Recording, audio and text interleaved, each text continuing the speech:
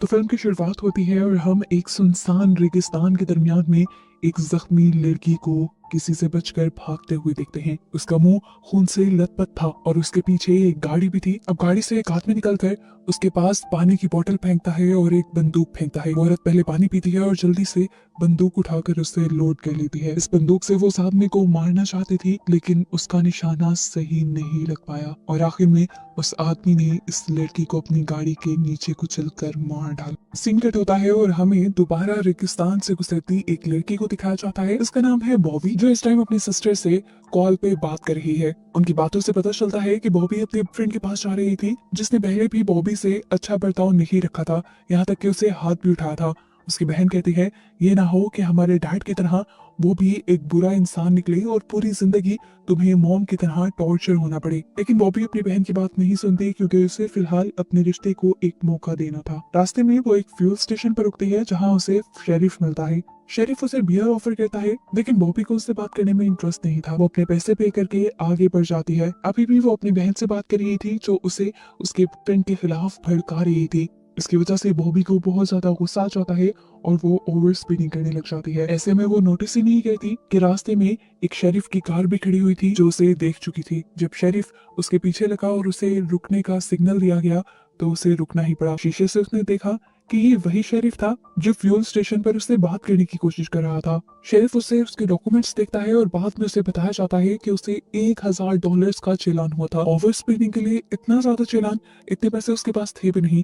तो शेरिफ ने कहा पीछे देखो, मेरी गाड़ी की लाइट्स टूटी हैं। तुमने अपनी गाड़ी से कुछ चीज ऐसी फेंकी है जिसकी वजह से वो टूटी है। बॉबी ने ऐसा कुछ नहीं किया था, लेकिन फिर भी ये शेरिफ इन सारी चीजों का इल्जाम उन्हीं पर लगा रहा था। शेरिफ उसकी एक बात नहीं सुनता और कहता है तुम चाहो तो फ्यूल स्टेशन के एटीएम से जाकर कैश निकलवा के ला सकती हो, और उस टाइम तक तुम्हारे डॉक्यूमेंट्स और तुम्हारा फोन मेरे पास ही रहेंगे। बॉबी को गुस्सा आ गया और उसने पूछा ये कौन सा कानून है, आपने मेरे से मेरा मोबाइल भी ले लिया है। शेरिफ भी भड़क जाता है और कहता है मुझे कानून सिखाने की जरूरत नहीं, जितना मैं कह रहा हूँ उतना ही करो। वो जब फ्यूल स्टेशन पर पहुंची तो उसे पता चला कि यहाँ का एटीएम पिछले एक हफ्ते से बंद था। बॉबी यहाँ के ओनर को अपनी मुसीबत बताती है कि उसे शेरिफ ने रोक लिया है और उसे बहुत बड़ा चालान भरना पड़ेगा। इस आदमी ने बताया हफ्ते में कई मरतबा कुछ लड़कियां यहाँ पे आ चुकी हैं, जिन्हें चालान के लिए ही पैसे निकालने होते हैं। उसकी बात से बॉबी समझ गई कि शेरिफ ये जानबूझकर करता है और उसे लड़कियों को तंग करने में मजा आता है। उसे सबक सिखाने के लिए बॉबी फैसला करती है कि वो तो उसका शिकार बिल्कुल नहीं बनेगी और बिना उसे पैसे दिए यहाँ से निकल जाएगी, चाहे उसकी आईडी और फोन उसी के पास रहे। बॉबी को भागते हुए दूर से शेरिफ देख लेता है। हम देखते हैं कि बॉबी के फोन पे उसके फ्रेंड की कॉल भी आ रही थी, जिसे रिसीव करके शेरिफ ने कह दिया कि वो तुम्हें बाद में कॉल करेगी। उसने जब फोन एक बॉक्स में फेंका तो हमें देखने को मिला कि उस बॉक्स में और बहुत से फोन्स और आईडीज थी। वो अब अपनी गन निकालते हुए बॉबी की हेडलाइट पर शूट करता है और ऐसे बॉबी को भी मजबूरन रुकना पड़ जाता है। शेरिफ उससे आकर पूछता है तुम वहाँ से भागी क्यों, जबकि मैंने तुम्हें वहाँ पर इंतजार करने को कहा था। बॉबी कहती है प्लीज मेरी सिचुएशन समझने की कोशिश करो, मुझे अपने बॉयफ्रेंड के पास जाना है, अगर मैं टाइम पर ना पहुंची तो वो मुझ पे जरूर शक करेगा। तब शेरिफ कहता है तुम्हारा जाना मुश्किल है, तुम्हें तो और फाइन पड़ गया है, तुम्हारी गाड़ी की हेडलाइट्स भी टूटी हुई है। वो अब बॉबी की तलाशी भी लेने लग जाता है कुछ अजीब तरीके से। बॉबी को ये सब अच्छा नहीं लगता। शेरिफ उससे कहता है कि इस सब के दौरान लाइसेंस तुम्हारा मेरे पास रहेगा, तुम चाहो तो फाइन भर के ये लाइसेंस अपना निकलवा सकती हो। इसके बाद बॉबी तेजी से यहाँ से जाने लगी, लेकिन तभी हमें दिखाया गया कि उस शेरिफ ने पीछे से बॉबी के टायर को ब्रस्ट कर दिया गन से शूट करते हुए। बॉबी की कार डिसबैलेंस हुई और रेत में धंसने लगी। बॉबी को समझ आ गई कि यह आदमी उससे मौत का खेल खेलने वाला है। अपनी जान बचाने के लिए बॉबी पैदल ही भागने लगी। एक आदमी के पैसे चुरा लिए ताकि इन पैसों से वो शेरिफ से अपनी जान छुड़वा सके, और फिर सुकून का सांस लेने के लिए वहां बैठ गई। तभी एक वेट्रेस वहां पर आई और उसने बॉबी से कुछ ऑर्डर करने को कहा, क्योंकि बिना ऑर्डर किए यहाँ बैठना अलाउ नहीं था। वो कॉफी ऑर्डर कर देती है और तभी वो देखती है कि शेरिफ भी यहाँ आ चुका था। घबराकर वो यहाँ से उठी और वॉशरूम की तरफ गई। वो यहाँ से भागने का कोई दूसरा रास्ता देख रही थी, लेकिन उसे मिला ही नहीं। एक अच्छी चीज जो उसे पता चली कि शेरिफ उसकी कार को यहीं पर लेके आया था।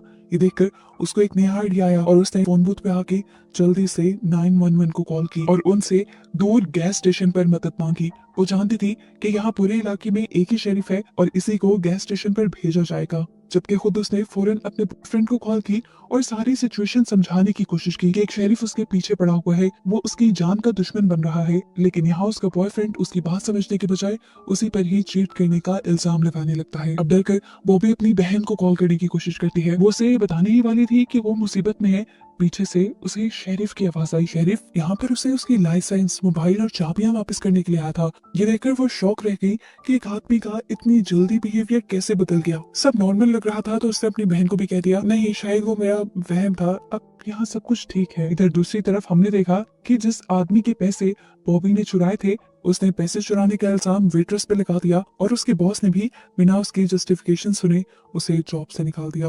वो उदास हुई बाहर बैठी थी, तभी बॉबी बाहर आई और बॉबी ने उससे लिफ्ट के लिए पूछा। वो लड़की भी मान जाती है और ये दोनों अपना सफर एक साथ शुरू कर देते हैं। ये लोग बातें ही कर रहे थे कि एकदम से गोली चली जो इस लड़की के सर पे लगकर वो लड़की मर गई और उसका खून बॉबी की गाड़ी पे लग गया।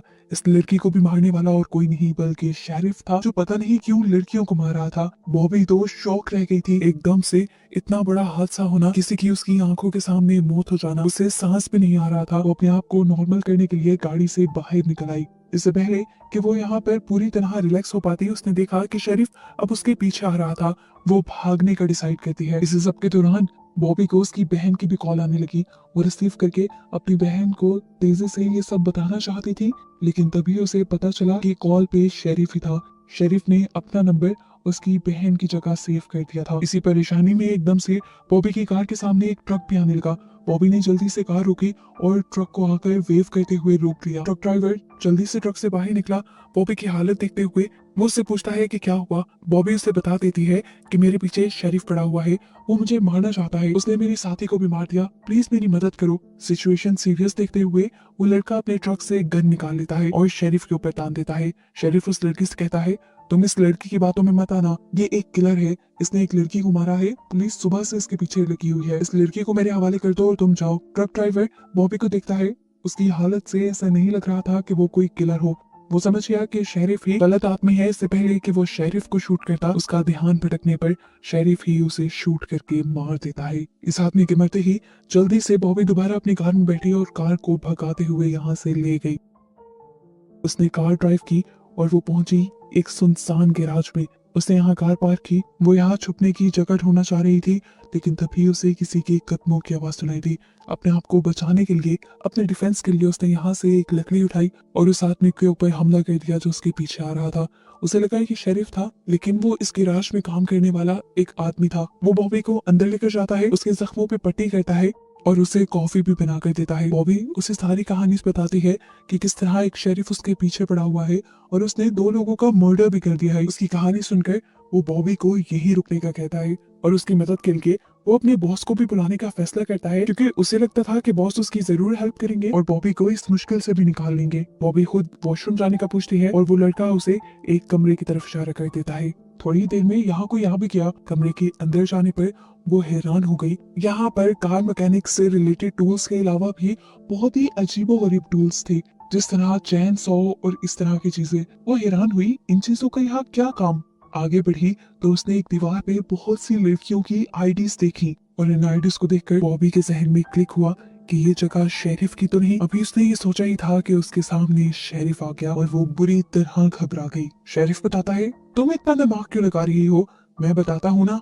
इन आईडीज पे जो नंबर्स हैं वो रिप्रेजेंट कर रहे हैं कि ये लड़की कितना दूर तक भाग पाई थी। इससे पहले कि बॉबी यहाँ से भागने की कोशिश करती, वो दूसरा लड़का जो यहाँ का मैकेनिक अपने आप को बता रहा था, वो बॉबी के सर पे वार करके उसे बेहोश कर देता है। असल में ये लड़का भी शेरिफ का भाई था और शेरिफ के ऐसे कामों में उसका साथ दिया करता था। ये दोनों ही साइको थे। थोड़ी देर में बॉबी को जब होश आता है तो वो दिखती है कि उसे एक चेयर से बांधा गया था। शेरिफ अपनी कहानी सुनाना शुरू करता है कि क्यों उसे औरतों से इतनी नफरत है और क्यों वो ये सब कर रहा है। असल में उसकी माँ एक अच्छी औरत नहीं थी, वो अपनी मस्ती में मगन रहती थी, जिसकी वजह से इन दोनों ने बहुत सफर किया था। इसके बाद वो बॉबी को एक चाकू दिखाता है और बताता है कि ये मैंने अपनी मॉम की खाल से बनाया था, यानी उसने अपनी मॉम का भी मर्डर किया था और अब वो इसी चाकू से बॉबी की जुबान पकड़ के बेदर्दी से उसकी जुबान काट देता है और कहता है, इसी जुबान से तुमने मुझे गालियां दी थी ना। तकलीफ इतनी ज्यादा थी कि बॉबी एक बार फिर बेहोश हो गई। जब उसे होश आया तो उसे पता चला कि उसे चेयर से खोल दिया गया था। वो उठी, उसने शेरिफ का चाकू उठाया और यहाँ से बाहर निकल पड़ी। ऐसा नहीं था कि शेरिफ उसकी इस चाल के बारे में जानता नहीं था। हर लड़की जिसके साथ वो ये काम करता था वो भागने की जरूर कोशिश करती थी। अब बॉबी रात के अंधेरे में बिल्कुल उसी औरत की तरह भाग रही थी जिसे हमने मूवी के स्टार्ट में देखा था, और शेरिफ अपनी कार लिए उसके पीछे था। बॉबी भी जब भाग भाग के थक गई तो वो नीचे गिर गई। शेरिफ ने पहले वाली लड़कियों की तरह एक गोली के साथ बंदूक उसके पास फेंक दी। वो एक्सपेक्ट कर रहा था कि हर लड़की की तरह बॉबी भी उसी पर गोली चलाएगी, लेकिन उसने अपने ऊपर गोली चला ली और शेरिफ को इसने बहुत गुस्सा आया। वो आकर बॉबी भी चिल्लाता है कि ये खेल ऐसे काम नहीं करता, और तब आकर देखता है कि बॉबी तो जिंदा थी, उसने असल में हवा में गोली चलाई थी। शेरिफ जैसे ही उसके पास आया उसने शेरिफ के चाकू से ही शेरिफ के ऊपर हमला कर दिया। शेरिफ जब दर्द में तिलमिला रहा था तब बॉबी शेरिफ की कार में बैठी और उसने शेरिफ को कुचल दिया, और यहाँ पर उसने उस दरिंदे को मार डाला, जिसके बाद वो घर गई। वहां से उसने बड़ी बंदूक ली, कुछ आईडीज उठाई सबूत के तौर पर, और जब यहाँ से निकलने लगी तब उसके पीछे शेरिफ का भाई आ गया। उसने उसे भी बेदर्दी से मार दिया और फिर अपनी कार लेकर यहाँ से निकल गई। बॉबी वो लड़की थी जिसने इस खेल को हमेशा के लिए खत्म कर दिया था। तभी उसके फोन पे उसके फ्रेंड की कॉल आती है, जिसे देखकर उससे गुस्सा आ जाता है। इतने मुश्किल वक्त में वो उसे बचाने नहीं आया था, उसने फोन को भी वहां पे फेंक दिया था। देखने को मिला कि बॉबी ने अपनी जुबान जो शेरिफ ने काट दी थी वो भी एक बर्फ के डब्बे में रख ली थी, जिसे वो दोबारा जुड़वा ली थी। और बस ये कहानी यहाँ खत्म हो जाती है।